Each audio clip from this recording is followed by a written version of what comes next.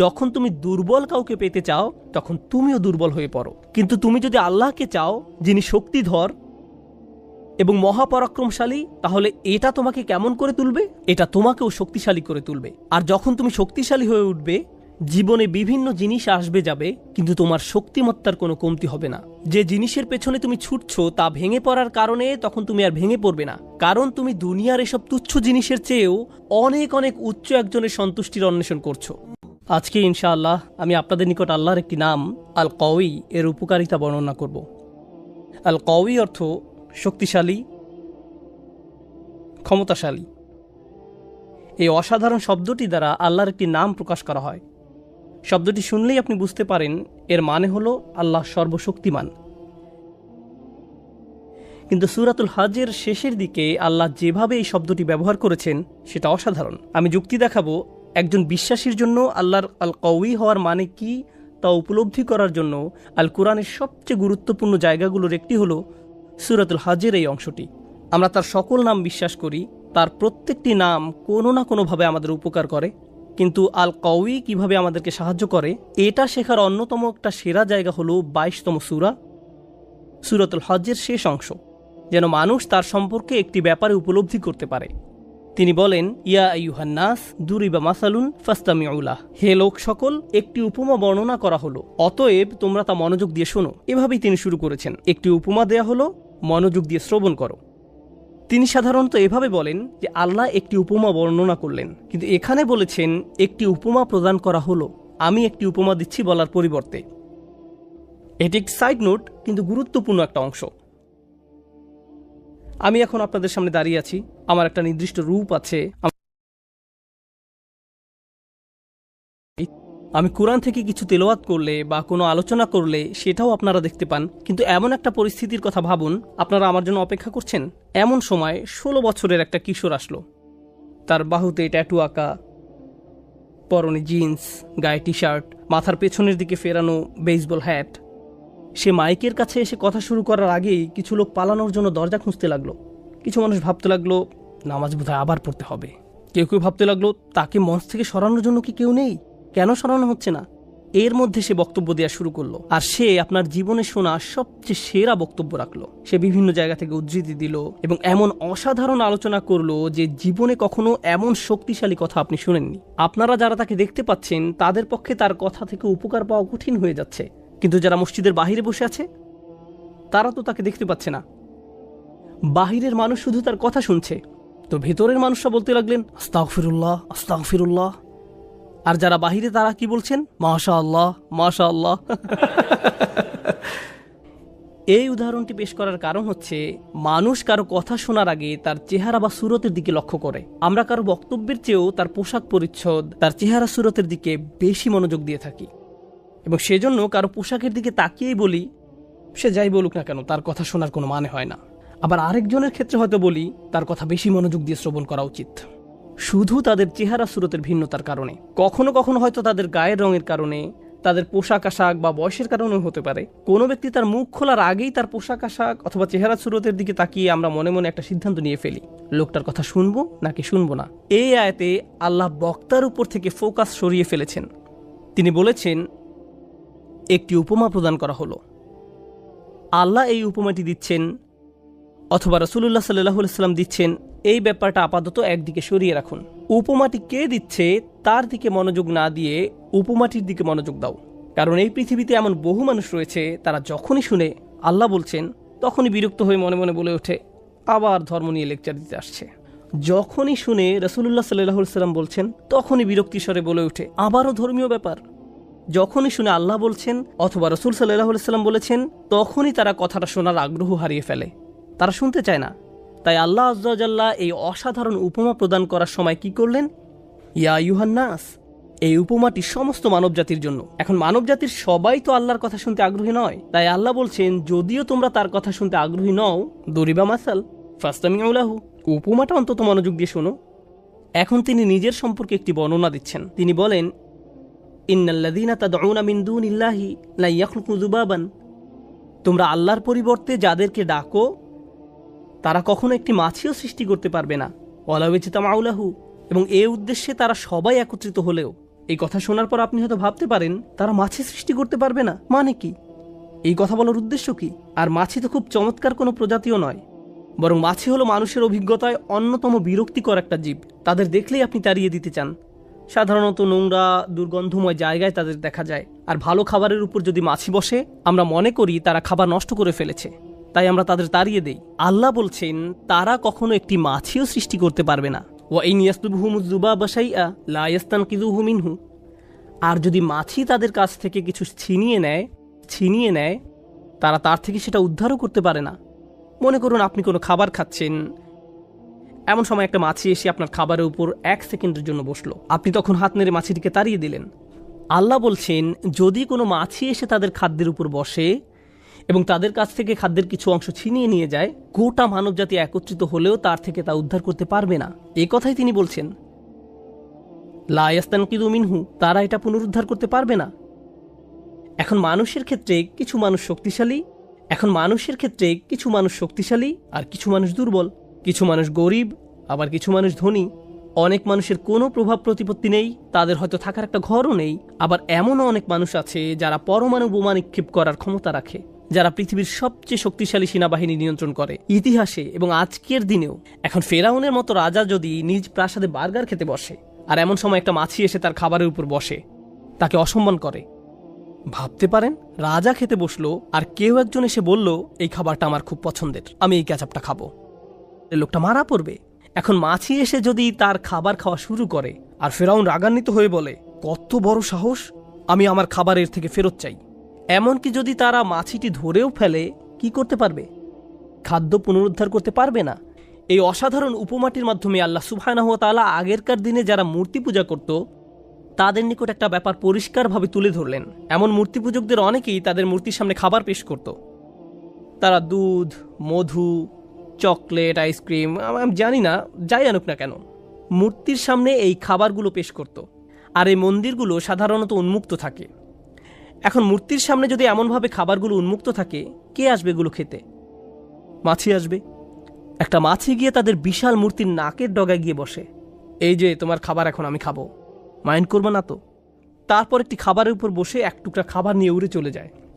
আর তাদের দেবতার কোনো ক্ষমতাই নেই এই খাবার প্রতিরক্ষা করার। এখন তাদের এই পবিত্র খাবার, যাতে তারা বিভিন্ন তন্ত্রমন্ত্র পরে ফু দেয়, প্রার্থনা করে ইত্যাদি, এখন আপনি সেখানে গিয়ে যদি বলেন আরে এটা তো আমার সবচেয়ে প্রিয় চকলেট, তারপর একটা নিয়ে নিলেন, তখন তারা কি করবে? আপনার হাত থেকে কেড়ে নিবে আর খেয়ে ফেললে হয়তো আপনাকে মারতে আসবে, কারণ তাদের মতে আপনি এটাকে অপবিত্র করে ফেলেছেন। অথচ তাদের ধর্ম প্রতি মুহূর্তে অপমানিত হচ্ছে কার দ্বারা? আল্লাহ বলছেন এই মাছি তোমাদেরকে শেখাচ্ছে এই দেবতাগুলো শক্তিহীন, মাছি তোমাদেরকে এটি শিক্ষা দিচ্ছে। তো আল্লাহ বলছেন আমি তোমাদেরকে ছোট একটি উদাহরণ দিচ্ছি, আল্লাহ ছাড়া তোমরা যাদেরকে ডাকো, প্রথমত তারা এমনকি একটি মাছিও সৃষ্টি করতে পারবে না। আর যদি মাছি তাদের খাবারের কিছু অংশ কেড়ে নিয়ে যায়, কিভাবে তারা এই খাবার উদ্ধার করবে? মজার ব্যাপার হলো, আমি এই আয়াতটার কারণে মাছি সম্পর্কে আগ্রহী হয়ে উঠেছিলাম। কিভাবে মাছি খাবার খায় আমি সেটা জানতাম না। কোনো মাছি যখন খাবারের উপর বসে, সে তখন মুখ থেকে লালা ছাড়ে, তারপর সেই লালা দিয়ে একটা ব্যাগ তৈরি করে, খাবার এই ব্যাগের ভিতরে যায়, তারপর সেই ব্যাগ নিয়ে পালিয়ে যায়। আর এই ব্যাগটা হলো অ্যাসিডের তৈরি। খাবার ব্যাগের মধ্যে প্রবেশ করার সাথে সাথে কেমিক্যাল রিঅ্যাকশন শুরু হয় এবং খাবারটি চিরকালের জন্য পরিবর্তিত হয়ে যায়। তাই কথার কথা, যদি আপনি আয়াতটিকে ভুল প্রমাণ করার জন্য কোনো টেকনোলজি আবিষ্কার করেন, কোনোভাবে মাছিটাকে ধরে ফেললেন, তারপর পেট্রি ডিশের উপর রেখে এই খাবার উদ্ধারের দায়িত্ব দিলেন বিজ্ঞানীদেরকে, কোনো লাভ হবে না। কারণ মাছিটি খাবার স্পর্শ করার সাথে সাথে এটা হারিয়ে গেছে। লা ইস্তানকিযুহু মিনহু, তারা এটা পুনরুদ্ধার করতে পারবে না। এখন আসছে আয়াতের শিক্ষা। আল্লাহ সর্বশক্তিমান, এই ব্যাপারটি নিয়ে আজকে আমি আপনাদের সাথে আলোচনা করতে চেয়েছি। এই উপমার সাথে আল্লাহ সর্বশক্তিমান হওয়ার কি সম্পর্ক আছে? আল্লাহ এখানে একটা মূলনীতি সেট করে দিচ্ছেন। আপনি যদি এই মূলনীতিটি বুঝতে পারেন, তাহলে আল্লাহর এই নামটির তারিফ করতে পারবেন। উপমাটি দেওয়ার পর আল্লাহ আযজা ওয়া জাল্লা বলেন, দুআফাত তালিব ওয়াল মাতলুব। এটি আল কোরআনের একটা অন্যতম শক্তিশালী স্টেটমেন্ট। আমরা জানি পৃথিবীর প্রায় সব ভাষাতেই জ্ঞানগর্ভ কিছু প্রবাদ আছে। এই আয়াত অংশটি কোরআন মাজিদের এরকম একটি গভীর তাৎপর্যপূর্ণ বক্তব্য। এটা ফ্রেমে আটকিয়ে রাখার মতো বা প্রতিদিন চিন্তা করার মতো একটা কথা। খুবই ছোট একটা স্টেটমেন্ট, দুআফাত তালিব ওয়াল মাতলুব, কিন্তু খুবই শক্তিশালী একটি সত্য কথা। এর মানে কি? এর মানে হলো প্রার্থনাকারী আর যা প্রার্থনা করা হয়, দুইটা বিষয়, যে প্রার্থনা করছে এবং যা প্রার্থনা করছে, উভয়টি প্রকৃতিগতভাবেই দুর্বল। যে কিছু কামনা করছে সে যেমন দুর্বল, ঠিক তেমনি যা কিছু কামনা করা হচ্ছে সেটাও দুর্বল। কোনো যুবক হয়তো বিয়ে করতে চাচ্ছে, কেউ হয়তো চাকরি পাওয়ার আশায় আছে, কেউ হয়তো আরও বেশি টাকা উপার্জনের ধান্দায় আছে, কেউ হয়তো তার স্বাস্থ্য সমস্যা নিয়ে ঠিক করার চেষ্টায় আছে, কেউ হয়তো তার অর্থনৈতিক সমস্যা সমাধানের চেষ্টায় আছে, আবার কেউ হয়তো পারিবারিক সমস্যা মোকাবেলার চেষ্টায় আছে। প্রত্যেকেই কিছু না কিছু আকাঙ্ক্ষা করছে, কিছু না কিছুর অভাব বোধ করছে। মূলত আমরা দুটি জিনিসের পেছনে ছুটি।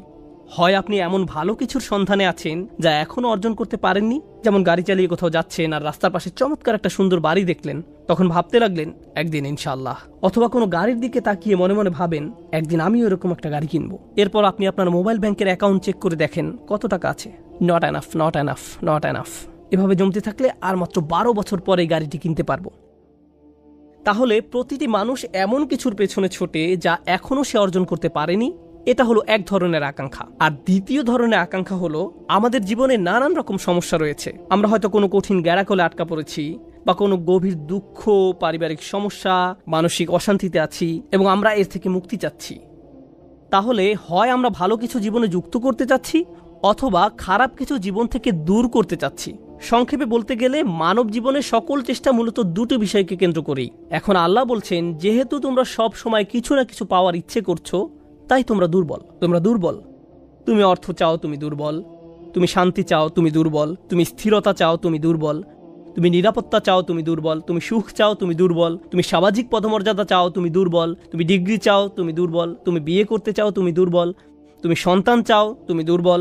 তুমি তোমার সন্তানকে বিয়ে করাতে চাও, তুমি দুর্বল। তুমি যে এই সমস্ত কিছুর আকাঙ্ক্ষা করছো, তা তোমাকে কি বানাচ্ছে? দুর্বল। আর যে জিনিসগুলো তুমি কামনা করছো তাও দুর্বল। আচ্ছা, আমি বুঝলাম, আমার যেহেতু এগুলো নেই তাই আমি দুর্বল, কিন্তু আমি যে জিনিসগুলো কামনা করছি সেগুলো কিভাবে দুর্বল? আচ্ছা, আপনাদেরকে একটা উদাহরণ দিচ্ছি। অনেক অনেক আগে আমি একবার অ্যাবনর্মাল সাইকোলজির একটা ক্লাসে উপস্থিত ছিলাম। তো আমাদের প্রফেসর এক যুবকের উদাহরণ দিলেন। ঘটনাটি ঘটেছিল 70-এর দশকের শেষ দিকে। সে সময় যুবকটি নিউ ইয়র্ক ইউনিভার্সিটিতে ক্লিনিক্যাল সাইকোলজির উপর পিএইচডি করছিল। তখনকার সময় ইমেইল, হার্ড ড্রাইভ এগুলো ছিল না। ছেলেটি তার 455 পৃষ্ঠার থিসিস টাইপ করে ডিপার্টমেন্টে জমা দিল। আর এই থিসিস তৈরি করতে তার 5 বছর সময় ব্যয় করতে হয়েছিল। এটার দ্বিতীয় কোনো কপিও ছিল না। সে অরিজিনাল কপি ডিপার্টমেন্টে জমা দিল, কিন্তু ডিপার্টমেন্ট তার থিসিসটি হারিয়ে ফেলল। 5 বছরের পরিশ্রম বৃথা গেল। 90-এর দশকের মাঝামাঝি সময় পর্যন্ত তাকে দেখা যেত। সে তখন বুড়ো হয়ে গিয়েছিল। সে ইউনিভার্সিটির ক্যাম্পাসে ঘুরে ঘুরে সবাইকে বলতো, এখানে পড়তে যেও না, তারা তোমার কাজ চুরি করে ফেলবে, তারা তোমার জীবন ধ্বংস করে ফেলবে। এখানে শিখতে যেও না, এরা একদল প্রতারক। আর কাউকে কোনো কাগজ জমা দিতে দেখলে বলতো, তাদেরকে এটা দিও না, তারা এটা হারিয়ে ফেলবে। তাকে কয়েক সপ্তাহ পর পর মানসিক হাসপাতালে নিয়ে যাওয়া হতো। তারপর ছেড়ে দিলে সে আবার ইউনিভার্সিটির ক্যাম্পাসে ফিরে আসতো। আমরা যখন ক্লাসে এটা নিয়ে আলোচনা করছিলাম, আমি ভাবলাম, সুবহানাল্লাহ, দউফাত তালিব ওয়াল মাতলুব। সে বছরগুলোতে এই মানুষটির মাথায় সবচেয়ে বড় জিনিস কি ছিল? তার ডিগ্রি। আমি এর জন্যই কাজ করছি, এটাই আমার সব। আমি যখন ডিগ্রি পাবো আমি সফল হব, আমার নামের সাথে এই লেবেল লাগানো হবে, অবশেষে আমি আমার পরিশ্রমের ফল পেতে যাচ্ছি। এত বছরের কঠিন পরিশ্রম এখন এসে অর্থপূর্ণ হবে। সে এই একটি জিনিসের প্রতি খুবই দুর্বল ছিল। অন্য কোনো কিছুর কোনো দাম নেই। আর যখন এই জিনিসটি হারিয়ে গেল, কারণ যে জিনিসটির তুমি আকাঙ্ক্ষা করছো সেটি শক্তিশালী কোনো জিনিস নয়, এটি হারিয়ে গেছে। আর যখন এটি হারিয়ে গেল, তুমি ভেঙে পড়লে। তাই আল্লাহ আমাদের একটি ব্যাপার শিক্ষা দিচ্ছেন, আমরা যেসব জিনিসের পেছনে ছুটে বেড়াই সেগুলো আসলে দুর্বল। আমরা ভাবি এগুলো কোনোভাবে আমাদের শক্তিশালী করে তুলবে, আমাদের এক ধরনের স্বীকৃতি দেবে, বা আমাদেরকে আরও বেশি নিরাপদ করে তুলবে। আমরা যদি আরও টাকা কামাতে পারি তাহলে আরও বেশি সুখী হব। যদি এই সমস্যাটা কেটে যায় তাহলে সব কিছু নিখুঁত হয়ে যাবে। ইস, আমার যদি একটা বাড়ি থাকতো। আমরা বহুদিন ধরে এই অ্যাপার্টমেন্টে বাস করছি, প্রতি মাসে কত টাকা ভাড়া দিচ্ছি। তারপর যখন আপনি একটা বাড়ির মালিক হন, প্রপার্টি ট্যাক্স, বাথরুমের প্লাম্বিং কাজ করে না, রান্নাঘরে সমস্যা, ফাউন্ডেশন কাঁপছে, দেয়ালে ফাটল দেখা দিয়েছে, শ্যাওলা জমেছে, প্রতিবেশীরা পাগল বানিয়ে দিচ্ছে, জানালা ভেঙে গেছে, এভাবে হাজারো রকম সমস্যা এসে জড়ো হয়। ভেবেছিলেন নিজের বাড়িতে উঠলে সব সমস্যার সমাধান হয়ে যাবে। এখন শুধু সমস্যা আর সমস্যা, সমস্যা আর সমস্যা। আমরা এমন সব জিনিসের পেছনে ছুটে বেড়াই, সেগুলো কি দুর্বল। আর প্রতিবার যখন আমরা এমনটা করি, এটা প্রমাণ করে দেয় আমরা কতটা দুর্বল। আপনি যদি সারাক্ষণ চিন্তা করতে থাকেন, যদি ওই জিনিসটা থাকতো তাহলে আমি সুখী হতাম, যদি অমুক সমস্যাটা চলে যেত, ওই মানুষটা আমার জীবন দুর্বিষহ করে তুলেছে, যদি সে একটা বাসের ধাক্কা খেত, আমার জীবনটা কত ভালো হয়ে যেত। প্রতিবার বাস দেখলে আমি এই দোয়া করি। আমরা সব সময় নিজেদেরকে কথা বলে বুঝাই, যদি অমুক মানুষটি বা অমুক সমস্যাটি জীবন থেকে চলে যেত তাহলে জীবন কত সুন্দর হয়ে যেত, অথবা যদি অমুক দুঃখটি দূর হয়ে যেত তাহলে সবকিছু পারফেক্ট হয়ে যেত।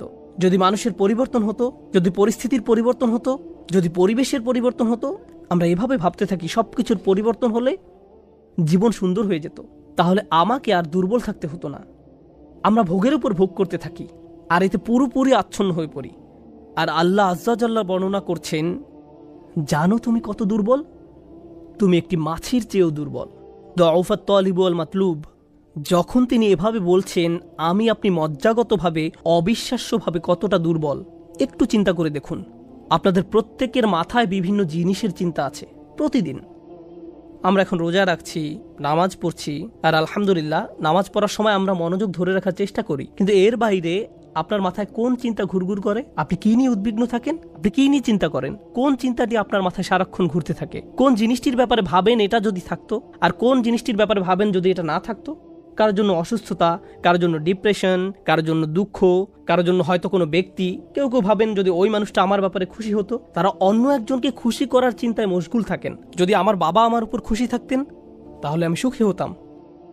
কিন্তু আপনার বাবাও তো একজন মানুষ, তিনি যদি আজ খুশি হয়েও থাকেন, কাল হয়তো তার জীবন শেষ হয়ে যেতে পারে। তারপর আপনি কি করবেন?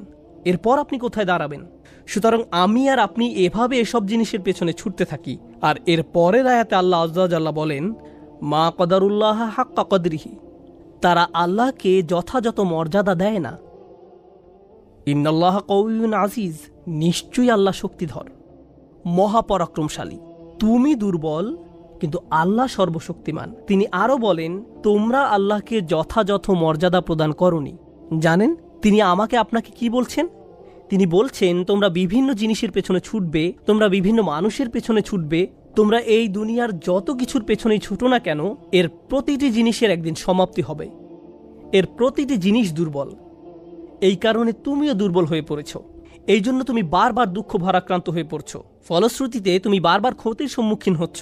কিন্তু শেষবারের মতো যখন তুমি এই সিদ্ধান্ত গ্রহণ করবে, তোমার যত চাওয়া পাওয়া আছে তার মাঝে সবচেয়ে বড় চাওয়া পাওয়া হলো তোমার মালিককে খুশি করা, যখন তুমি সব কিছুর উপরে আল্লাহর সন্তুষ্টিকে প্রাধান্য দাও, যখন তুমি সত্যিকার অর্থে তোমার অন্তর থেকে এটা করতে পারবে, একমাত্র তখনই, যেহেতু তিনি শক্তিধর। জানেন আল্লাহ এইমাত্র আমাদের শেখালেন, যখন তুমি দুর্বল কাউকে পেতে চাও তখন তুমিও দুর্বল হয়ে পড়ো। কিন্তু তুমি যদি আল্লাহকে চাও, যিনি শক্তিধর এবং মহাপরাক্রমশালী, তাহলে এটা তোমাকে কেমন করে তুলবে? এটা তোমাকেও শক্তিশালী করে তুলবে। আর যখন তুমি শক্তিশালী হয়ে উঠবে, জীবনে বিভিন্ন জিনিস আসবে যাবে, কিন্তু তোমার শক্তিমত্তার কোনো কমতি হবে না। যে জিনিসের পেছনে তুমি ছুটছো তা ভেঙে পড়ার কারণে তখন তুমি আর ভেঙে পড়বে না, কারণ তুমি দুনিয়ার এসব তুচ্ছ জিনিসের চেয়েও অনেক অনেক উচ্চ একজনের সন্তুষ্টির অন্বেষণ করছো। আমি বলছি না যে আপনি এই দুনিয়ার কোনো কিছু চাইতে পারবেন না, কিন্তু আয়াতটি আমাদেরকে একটি ব্যাপারে শিক্ষা দিচ্ছে। আমরা যখন এসব পার্থিব বিষয় কামনা করব, আমরা বুঝবো যে এগুলো দুর্বল। পার্থিব এসব বিষয় জীবনে আসবে যাবে, কিন্তু আমরা কখনো আল্লাহকে হারাতে পারবো না। লক্ষ্য করুন, মানব জাতির ব্যর্থতা হলো, যখন তারা পার্থিব কোনো জিনিস পেতে ব্যর্থ হয়, তারা আল্লাহকে ভুলে যায়। তাদের চাওয়া পাওয়ার জিনিসটি না পেলে তারা নামাজ পড়া ছেড়ে দেয়। তারা যা চায় তা যদি না পায়, তারা এভাবে বলে, এভাবে দোয়া করার অর্থ কি? তারা যখন তাদের আকাঙ্ক্ষার বস্তুটি পায় না, তখন দুঃখ হতাশা একেবারে ভেঙে পড়ে এবং বলে, আমি তো আল্লাহর সাথে কথা বলার শক্তিও পাচ্ছি না। এমনটি ঘটার কারণ হলো, সমস্যায় পড়ার পূর্বে আল্লাহর সাথে তাদের বন্ধন শক্তিশালী হয়ে ওঠেনি। যদি সে বন্ধনটি আগে থেকেই বর্তমান থাকতো, যেমন মূল যদি শক্তভাবে গাঁথা থাকে, তাহলে ঝড় এলে এদিক ওদিক দুলতে থাকে, সম্পূর্ণ ভেঙে পড়ে না, মূলের উপর দাঁড়িয়ে থাকতো। আর ঝড় চলে গেলে আবার ফল দেয়া শুরু করত। এরকম একটা উপমার কথা কোরআনে অন্যত্র এসেছে, আসলুহা সাবিত ওয়া ফারউহা ফিস সামা। লা ইলাহা ইল্লাল্লাহ হলো এমন একটা বৃক্ষের মতো যার শেকড় মাটিতে এবং শাখা আকাশে উত্থিত। এটাই ঈমানের শক্তি। এই আধ্যাত্মিক শক্তির ধারণাটি আরও পরিষ্কার করার জন্য আমি আপনাদের নিকট একটা উদাহরণ পেশ করব। শক্তিকে আমরা বিভিন্ন জিনিসের সাথে সংযুক্ত করি। আমি বহু বছর আগে একটা ঘটনা নিয়ে কথা বলছিলাম, কিন্তু এখন এটি আমাকে অনুপ্রাণিত করে। যুক্তরাষ্ট্রের নিউ অরলিন্স অঙ্গরাজ্যের একটা পরিবারের একটা ঘটনা। পরিবারটা ছিল অনেক ধনী, তাদের গাড়ি ডিলারশিপের ব্যবসা ছিল, তাদের দোকান ছিল একেবারে সমুদ্র সৈকতের পাশে। তারা দামি দামি গাড়ি আমদানি করত এবং বিক্রি করত। এরপর হ্যারিকেন ক্যাটরিনা আঘাত হানল। ক্যাটরিনা এসেছিল বিশাল জলোচ্ছ্বাস নিয়ে এবং এর ফলে তাদের কেনা সকল গাড়ি ভেসে গেল। একমাত্র লেক্সাস, LS মডেলের একটা গাড়ি বর্তমান ছিল এবং পরিবারটা এই গাড়িতে করেই হ্যারিকেন আক্রান্ত এলাকা থেকে পালিয়েছিল। দুর্যোগ শেষ হওয়ার কয়েক মাস পরে স্টেটের সব কিছু খুলে দেওয়ার পর আমি আবার তাদের সাথে দেখা করতে গিয়েছিলাম। যে পরিবারটি মাসে প্রায় 2 কোটি টাকা আয় করত, তারাই এখন সেই লেক্সাস গাড়িতে করে পিজা ডেলিভারি দিচ্ছে। পরিবারটি এখন এই কাজ করছে। এক ব্যক্তির পিজা দোকানের জন্য তাদেরকে হায়ার করা হয়েছিল। মা বাবা দোকানে পিজা বানাতো আর ছেলে লেক্সাসে করে সেই পিজা ডেলিভারি দিত। আমি যখন এটা দেখলাম, কল্পনা করতে পারেন অন্য কেউ যদি এরকম পরিস্থিতিতে পড়তো, অন্য কোনো মিলিয়নিয়ার যদি এভাবে দেউলিয়া হয়ে যেত, তাদের কি হতো? তারা সম্পূর্ণ হতাশ হয়ে যেত, মদের বোতল হাতে জীবন পার করে দিত। কারণ তারা মনে করত যা তাদের ছিল তাই তাদের শক্তিশালী করেছে। এখন যেহেতু এই সম্পদ হারিয়ে গেছে, আমার পক্ষে আর এই পরিস্থিতি মোকাবেলা করা সম্ভব নয়, এই ধরনের ক্ষতি সহ্য করা সম্ভব নয়। কিন্তু এই পরিবারের ক্ষেত্রে যখন আমি তাদের সাথে দেখা করলাম, সবাই খুবই শান্ত, নির্বিঘ্ন। বাবার অনেক বয়স হয়েছিল। এই রকম বয়সে এমন ক্ষতির সম্মুখীন হলে মানুষ হার্ট অ্যাটাক করে, উচ্চ রক্তচাপে ভোগে, কিন্তু এই মানুষটা সম্পূর্ণ শান্ত। তো আমি তাকে জিজ্ঞেস করলাম, কিভাবে এটা সম্ভব? আমি এমনকি আমার প্রশ্ন করাও শেষ করতে পারিনি। আমি শুধু বললাম, কিভাবে? তিনি হেসে উঠলেন। তিনি বললেন, যখন ব্যবসা ভালো ছিল, আমি সারাক্ষণ ফোনে ব্যস্ত থাকতাম। শিপমেন্ট এসে পৌঁছেছে কিনা, পেমেন্ট দিতে দেরি হচ্ছে কিনা, কার কি ডেলিভারি দেওয়া প্রয়োজন, কাস্টমার খুশি কিনা, ট্যাক্সের হিসাব ঠিক আছে কিনা, কর্মচারীদের সমস্যা, অমুক সমস্যা, তমুক সমস্যা, এসব কারণে আমি কোনো মতে জুমার নামাজে উপস্থিত হতে পারতাম, কোনো রকমে। কিন্তু এখনও তো টেবিলে খাবার আছে, এখনও তো আমাদের মাথার উপর ছাদ আছে, আর এখন আমি নিশ্চিন্তে মসজিদে গিয়ে নামাজ আদায় করতে পারি। আর সকালে ঘুম থেকে উঠে আমাকে কিচ্ছু নিয়ে ভাবতে হয় না, একমাত্র আমার রবকে মনে করা এবং তার কৃতজ্ঞতা জ্ঞাপন করা ছাড়া। আমার আসলে মনে হয় আমার জীবন শেষ হওয়ার পূর্বে আল্লাহ আমাকে সহজ জীবনের এই নিয়ামত দান করেছেন। সেই বাবা এটাই বলেছিলেন, কোনো সাধারণ মানুষের পক্ষে এভাবে কথা বলা সম্ভব নয়। আপনি যদি এমন কথা অন্য কোনো ব্যবসায়ীকে বলতেন, সে বলতো এই লোকটার মাথা নষ্ট হয়ে গেছে, তার সকল সেন্স নষ্ট হয়ে গেছে। আর এই জন্যই এখন সে তার মাথায় এই পরিস্থিতির একটা যৌক্তিকতা খুঁজে নিয়েছে। আপনাদেরকে একটা কথা বলছি, একজন মানুষের পক্ষে কেবল তখনই এভাবে কথা বলা সম্ভব যখন সে বুঝতে পারে যেসব জিনিসের পিছনে সে ছুটছে তা দুর্বল। কেবলমাত্র আল্লাহই শক্তিশালী।